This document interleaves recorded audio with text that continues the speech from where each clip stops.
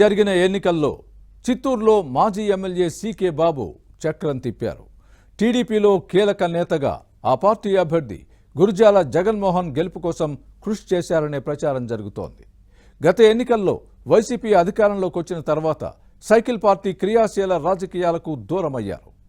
మళ్లీ ఈ ఎన్నికల్లో యాక్టివ్గా మారి వైసీపీని ఇరుకున పెట్టారనే టాక్ ఉంది. చిత్తూరులో సీకే బాబు రాజకీయ చాణక్యంపై ఇన్సైడ్ స్టోరీ.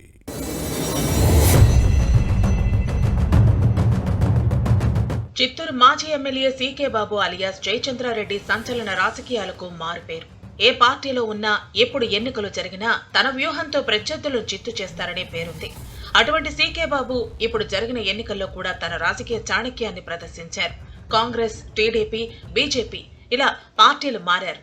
2019 ఎన్నికల్లో బీజేపీ టికెట్ ఆశించి భంగపడ్డారు. ఆ తర్వాత కమలం పార్టీకి దూరమై టీడీపీకి దగ్గరయ్యారు. అప్పట్లో చిత్తూరు జిల్లాలో సైకిల్ పార్టీ అభ్యర్థుల కోసం ప్రచారం చేశారు. కానీ ఫ్యాన్ పార్టీ అధికారంలోకి రావడంతో సీకే బాబు రాజకీయ జీవితం అత్యంత క్లిష్టంగా మారింది.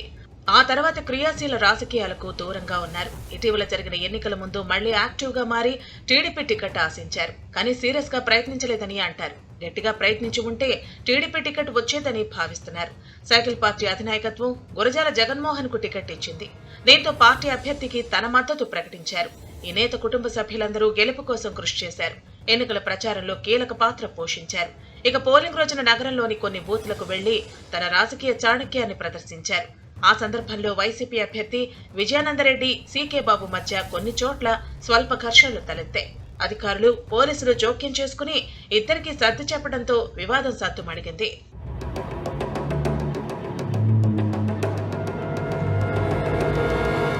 మరోవైపు ఈసారి చిత్తూరు గంగమ్మ జాతర సరిగ్గా పోలింగ్ సమయంలో రావడంతో అనుకున్న సమయానికి వేడుకల నిర్వహణకు జిల్లా యంత్రాంగం అనుమతి ఇవ్వలేదు. దీంతో ఓటింగ్ పూర్తయిన మరుసటి వారం జరిపారు.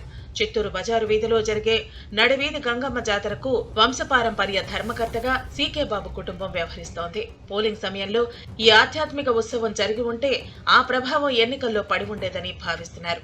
ఈ నేత 4 దశాబ్దాలకు పైగా రాజకీయ జీవితంలో ఉన్నారు. ఎప్పుడు ఎలాంటి సంచలనాలు సృష్టిస్తారో ఎవరికీ తెలియదు. నాయకులు, అధికారులను గుప్పెట్లో పెట్టుకుని కనుసైగలతో పనులు చేయించగలిగే నేతగా గుర్తింపు తెచ్చుకున్నారు.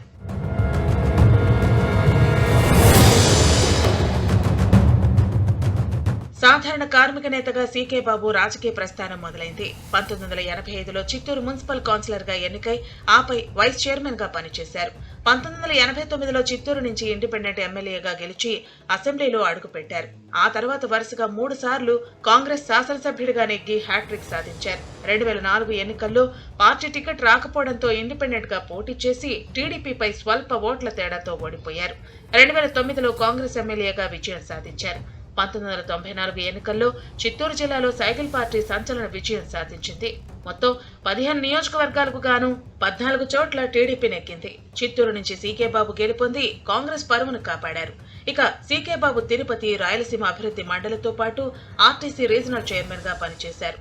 దివంగత ముఖ్యమంత్రి వైఎస్ రాజశేఖర రెడ్డితో సీకే బాబుకు అత్యంత సాన్నిహిత్యం ఉండేది.